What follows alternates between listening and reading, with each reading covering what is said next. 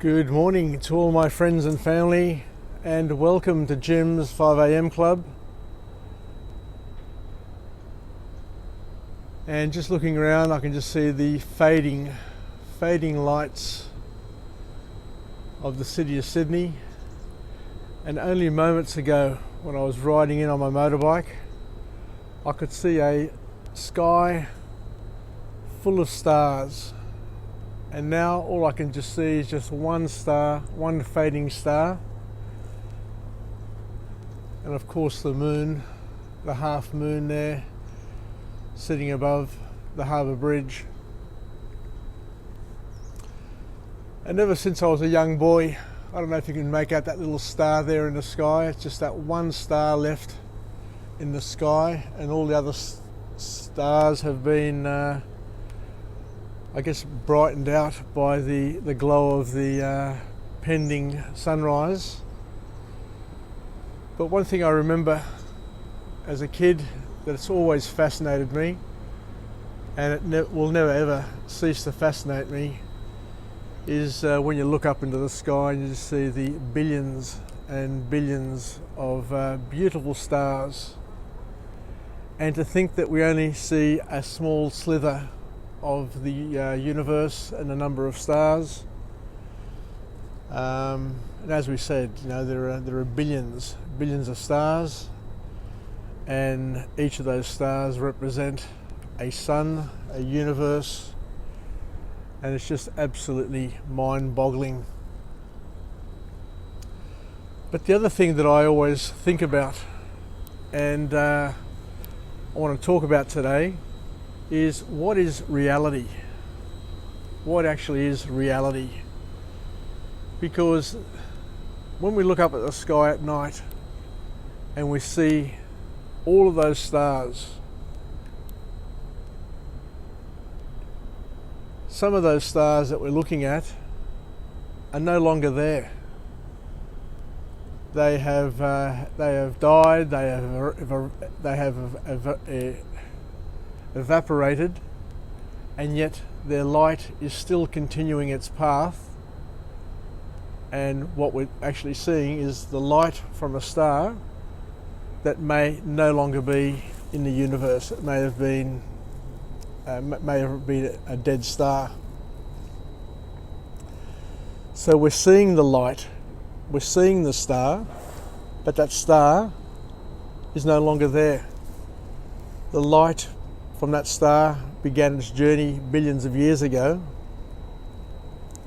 and we're only just seeing it now, but we're seeing it in lag time. So is that reality? Is that star really there? Or are we just seeing the remnants of that star, but it's not really there? It's something to ponder, and it's one of those mysteries, one of those mysteries that we have in terms of what is actually real and what's not real. And we quickly begin to understand that our reality is just our perception of what we see and what we think is real.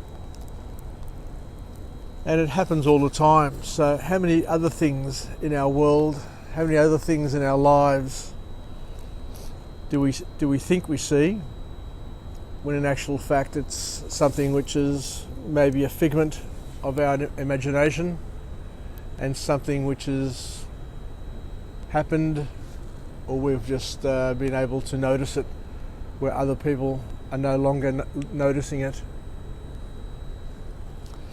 Something to ponder, and it is a tricky thing. I remember reading years ago a book by Stephen Hawking, and he made a wonderful observation, saying that the universe is continually expanding.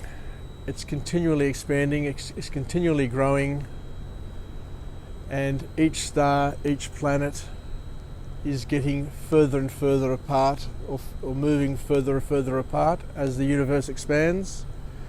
And the universe will just continue to expand for who knows how long.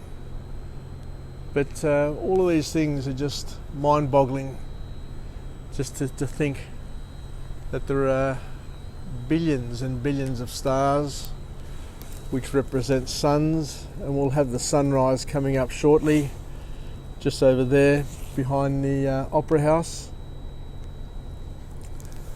But a wonderful thing. And then also just to think how all of these things came about is just a wonder, an absolute wonder.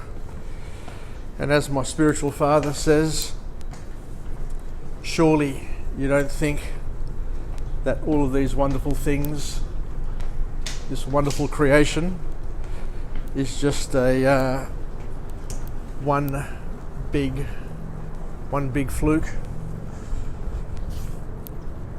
one big coincidental fluke.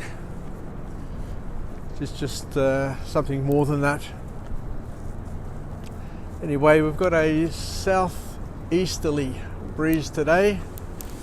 You can see the Harbour Bridge up there, the magnificent Harbour Bridge.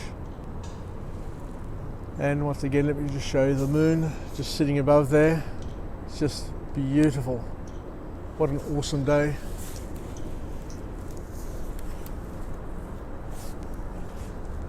I'll head back up to the platform there and see if we can catch the sunrise. But it is something to contemplate, because we all have, as we said before, we've got different realities, and depending on what you're focusing on, depending on where you are, your position, you'll see a different reality.